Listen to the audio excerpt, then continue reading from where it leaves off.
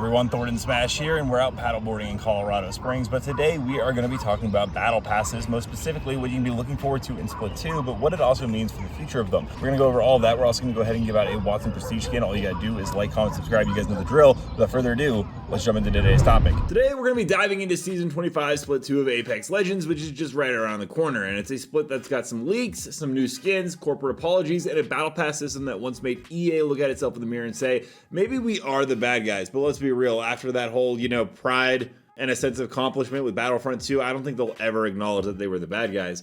And, well, let's just go ahead and dive right into it. After the surprise success of Season 25, which did see a player count resurge, they added the new Legend Sparrow. The hype train for Split 2 is speeding towards Skulltown pretty quickly. We haven't got an official word from Respawn on what's in the Split 2 Battle Pass, but Dataminer Hypermist is back at it again, and he went ahead and showed us a couple of the skins. The confirmed ones we have so far are Gibraltar and Watson that are rocking what can only be described as like a high school drama club meets the Hunger Games. It looks like they're ready for prom, except the theme is, survival of the fittest and best in the Outlands. Watson also is going to be getting her upcoming Prestige skin, which seems pretty inspired by, in my opinion, like Sailor Moon or Kirby, but everyone's gonna have their own opinion. However, it seems like the aesthetic of this season is like anime boarding school where everyone is armed and emotionally unavailable. I don't know if it has anything to do with Sparrow technically, but that seems to be the direction they're going.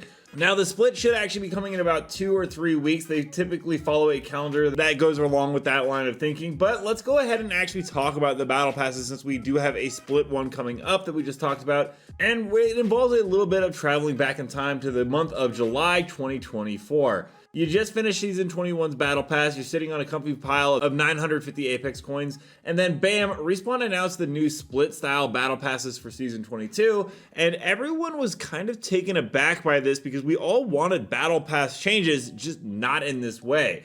The change that broke basically the camel's back for every player out there was 2 Battle Passes per season, no more buying with Apex coins, $10 real money per pass, $40 for Premium Plus across both splits, which is actually just crazy, and according to them, it was engagement-focused structure, which was like more grinding than a bronze lobby, basically, for ranked. Naturally, the community, though, responded with measured discussion and polite disagreement. I'm completely kidding, though. Steam reviews lit up like Caustic's birthday party. 76,000 mostly negative reviews poured in.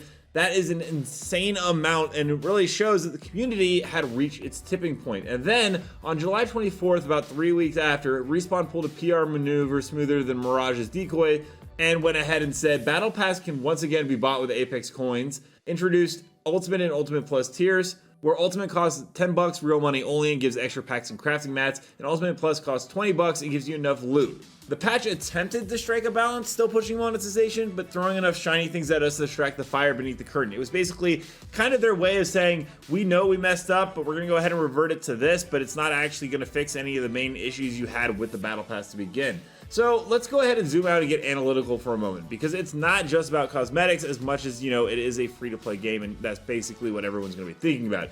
It was about trust, the social currency that keeps live service games alive. If you don't have trust with your community, your game is doomed to fail. Kind of like when Overwatch said, hey, we're going to have Overwatch 2 with a campaign, and then, well, that never happened. Respawn's Battle Pass model was actually relatively fair in the free-to-play landscape. Players could grind, they could earn, and Apex coins carried over to the next season, allowing you to get the pass.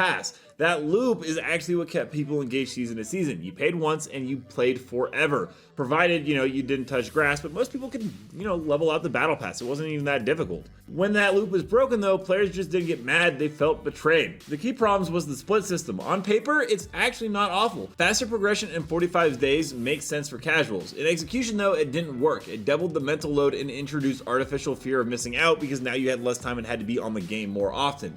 No Apex coins, and that was a horrible engagement design. That was corporate monetization 101. They were like, hey, no one's been buying battle passes because they've been carrying over the coins, so now we're just going to make it cost money. I don't know how they ever thought that was going to go over well. And then a tone-deaf rollout. There was no community test, no phase introduction, no warning. Respawn just dropped the announcement and then said, all right, deal with it, here we go. Now, the developer, Steven Ferreira, actually sat down with IGN and talked about the intentions behind the changes, and it's up to you guys to decide if you think he's being legit or if you think this sounds like corporate jargon. He basically, to summarize, said Respawn had data showing most players didn't finish or equip much of the old Battle Pass content, which I actually do think is valid. They wanted faster, more accessible content with rewards people actually use, which again, I agree with, but then why wouldn't you just be able to do that in the normal Battle Pass system? And the original rollout didn't involve the community enough, and yeah, that's what led to the backlash. Ferreira also teased upcoming improvements, but not too much other than that. The question is, will the Season 25 Split 2 Battle Pass be the redemption arc that Apex Legends, EA, and Respawn want? Because, well, as we've talked about, they are projecting a 40% decline in revenue. The leaked skins are promising, and I will say, I think they're cool, but the big thing is, Respawn needs to keep their promises and be more transparent. Let's be clear, as awesome as Season 25 is, the community's trust meter isn't full. In fact, I wouldn't even say it's 3/4 of the way full. It's cracked armor at best. You're running around with a white shield, and we all know what happens when you push cracked armor in ranked. Which, by the way, they should probably take a look at ranked rewards. Why can't we get dive trails and ranked rewards? That'd be sick, actually. If you're just gonna go ahead and make it a ranked rumble thing, go ahead and just throw some fun ones in there for as well. All that being said, that's basically what you can be expecting with some of the upcoming Battle Pass skins, and then also why there are some current issues with the Battle Pass and if it's really worth it to still get it. We're gonna go ahead and jump into community clips now. Don't forget to submit your own to me at Thordan on Twitter, but without further ado, let's roll it. Ready to use it. Nice, only half the squads are left.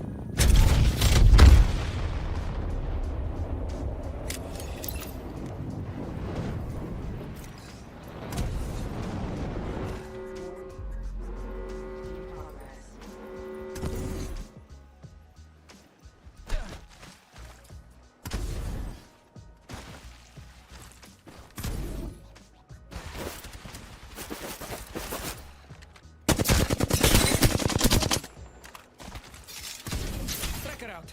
A tra poco. Enemy track. Come on. Go get them, Stinger. They're shooting at me. Enemy down.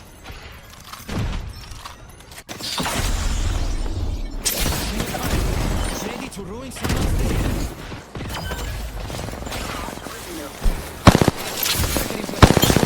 Enemy track.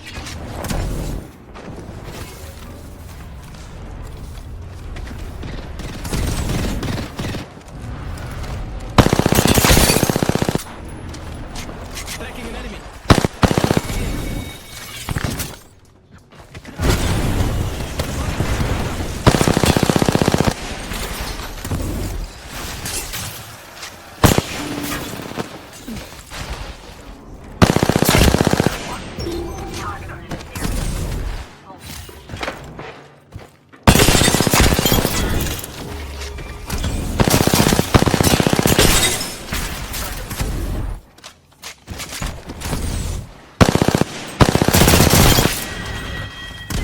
Let me know down below what are your guys' thoughts on the new Battle Pass skins, and what are you guys hoping to see in the future of the Battle Pass. Also, don't forget to check out this video right here where I cover more news and information on Apex Legends on the daily. Until next time, everyone, keep slamming the Outlands.